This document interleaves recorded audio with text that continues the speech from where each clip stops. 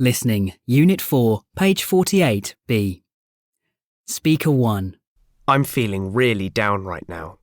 I can't talk to my school friends about my problems. They never listen to me. My teachers don't help me either, and I've failed all my exams. Speaker 2. I used to be really good friends with a girl I met at college. But recently, we've disagreed on loads of things and got angry with each other, so we don't speak to each other anymore. It's for the best, really. Speaker 3. My new boss is great. She's really easygoing, even when there's a huge problem. And I think it's amazing how she copes with everything. She's so professional. Speaker 4. I've been keen on another girl for over a month now. I've paid her loads of compliments and even asked her out.